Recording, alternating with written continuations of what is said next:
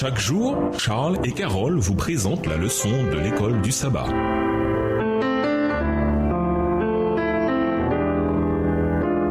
Bienvenue dans votre émission Dieu nous parle. Voilà, leçon de mardi, offrande et adoration. La Bible ne nous donne pas un ordre de service pour le culte, mais il semble qu'au moins 4 éléments soient présents lors des services d'adoration. Dans le Nouveau Testament, cette liste comprend l'étude, la prédication, la prière, la musique et les dîmes et les offrandes. 3 fois par an, les hommes et les familles d'Israël devaient tous se présenter devant le Seigneur à Jérusalem. Et on ne paraissait pas devant le Seigneur les mains vides. Deutéronome 16, verset 16. En d'autres termes, dans l'expérience d'adoration, il y avait la remise de la dîme et des offrandes. C'était lors de la Pâque, de la Pentecôte et de la fête des tentes que les enfants de Dieu apportaient leurs dîmes et leurs offrandes. Il est difficile d'imaginer quelqu'un venir à ces fêtes les mains vides. Autrement dit, pour l'Israël d'autrefois, la remise de leurs dîmes et offrandes est un élément central de leur expérience d'adoration. L'adoration, la véritable adoration, ce n'est pas simplement exprimer notre gratitude envers Dieu en parole, en chant et en prière, mais aussi l'exprimer en apportant nos offrandes dans la maison du Seigneur. Eux l'apportaient au temple.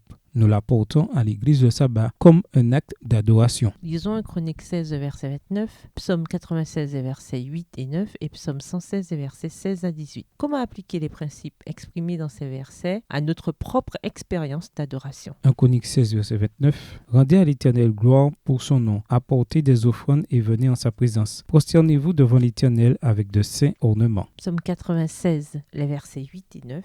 Rendez à l'Éternel gloire pour son nom, apportez des offrandes et entrez dans ses parvis. Prosternez-vous devant l'Éternel avec des ornements sacrés. Tremblez devant lui, vous tous habitants de la terre. Psaume 116, versets 16 à 18. Écoute-moi, ô Éternel, car je suis ton serviteur, fils de ta servante. Tu as détaché mes liens. Je t'offrirai un sacrifice d'action de grâce et j'invoquerai le nom de l'Éternel. J'accomplirai mes vœux envers l'Éternel en présence de tout son peuple. En tant qu'enfants de Dieu, qui avons la responsabilité de gérer ses affaires sur la terre, c'est à la fois un privilège, une chance et une responsabilité d'apporter nos offrandes. Si le Seigneur nous a donné des enfants à élever pour lui, nous devons partager avec eux la joie d'apporter les dîmes et les offrandes à l'école du sabbat et au culte. Dans certaines régions, les gens donnent leurs dîmes en ligne ou par d'autres moyens. Quelle que soit la manière, rapporter nos dîmes et nos offrandes fait partie de notre expérience d'adoration avec Dieu. Quel est votre vécu du rôle qui consiste à rapporter la dîme et les offrandes dans le cadre du culte? En quoi cette pratique influence-t-elle votre relation avec Dieu? Au revoir. Et à demain si Dieu veut.